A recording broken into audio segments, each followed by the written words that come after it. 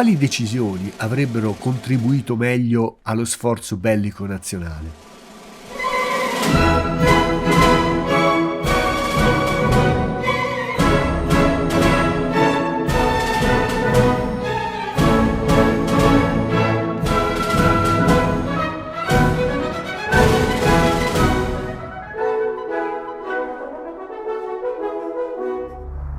Possiamo fissare l'inizio di questa vicenda a New York nel 1922. Al congresso degli ingegneri radioelettrici americani, Guglielmo Marconi, il premio Nobel italiano che per primo aveva dimostrato la possibilità delle trasmissioni radio senza fili, fa un annuncio sorprendente. Secondo certi suoi studi preliminari, è possibile utilizzare le onde radio per vedere nella notte o nella nebbia oggetti altrimenti invisibili. In breve, Marconi annuncia la possibilità di costruire il radar. La Regia Marina comprese troppo tardi l'importanza di questo strumento.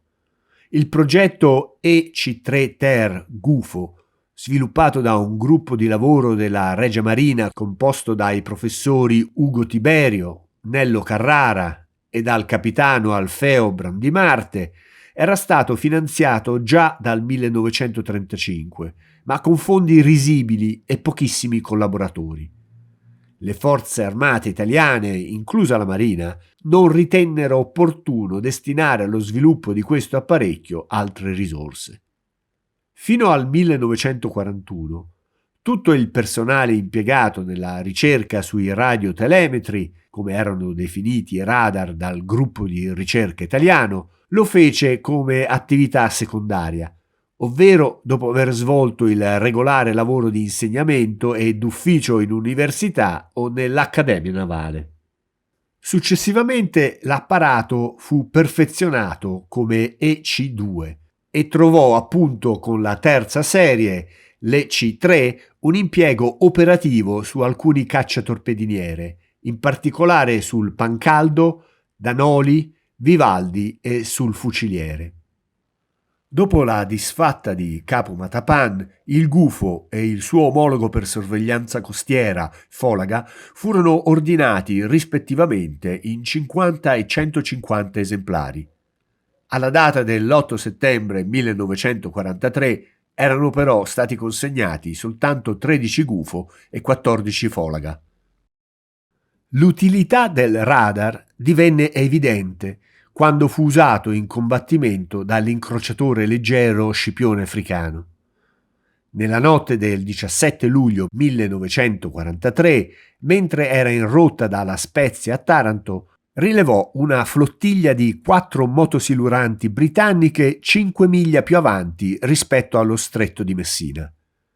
Una delle motosiluranti, la MTB-316, fu distrutta dai cannoni dell'incrociatore e un'altra, la MTB-313, fu seriamente danneggiata. In questo scontro 12 marinai britannici persero la vita.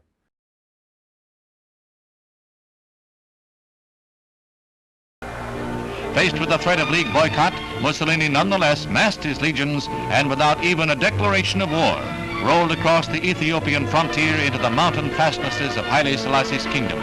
The most highly mobilized war machine of the day was on the move.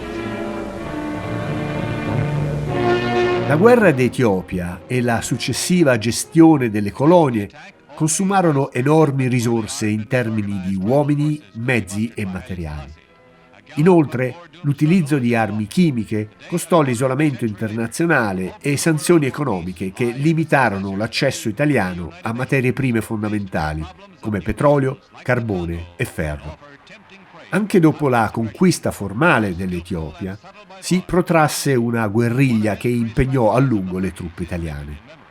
Durante la guerra, l'Italia dovette presidiare territori vastissimi in Libia, Eritrea, Somalia e Etiopia, disperdendo forze che sarebbero state utili su altri fronti.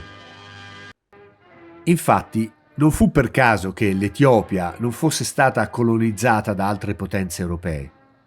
Non si trattava di isolati gruppi tribali armati di lance, ma di un esercito con un comando centralizzato e, nel nostro caso, era costantemente rifornito e armato da potenze europee ostili all'Italia. Here was the moment of supreme triumph as the Emperor was greeted by the general officer commanding in Abyssinia, General Cunningham. Nigerian troops were guard of honor after their victorious campaign. African guns fired a 21-gun salute.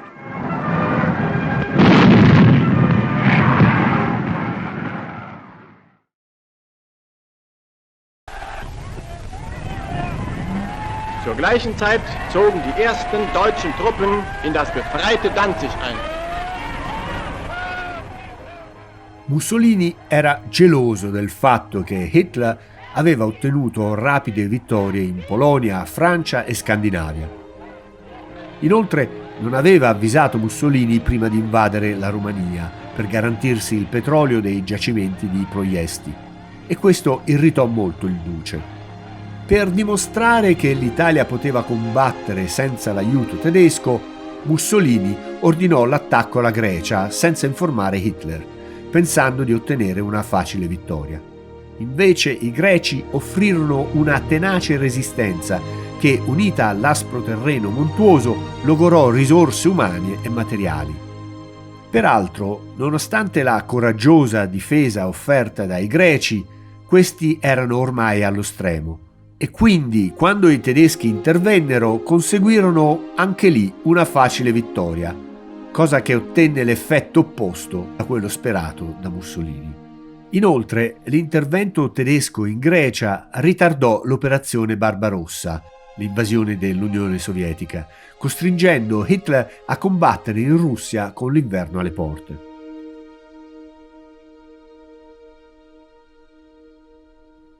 Oltre alle inutili e dannose operazioni belliche intraprese dall'Italia, ci sono poi le operazioni belliche mancate e che invece avrebbero avuto effetti positivi sull'andamento della guerra per l'Italia. Una di queste fu la mancata occupazione di Malta, cosa che sarebbe stata relativamente agevole nel 1940. Poi, rendendosi conto della sua importanza strategica nella guerra dei convogli per il Nord Africa, gli inglesi fortificarono progressivamente l'isola armandola di cannoni antiaerei e dotandola di una forte aviazione.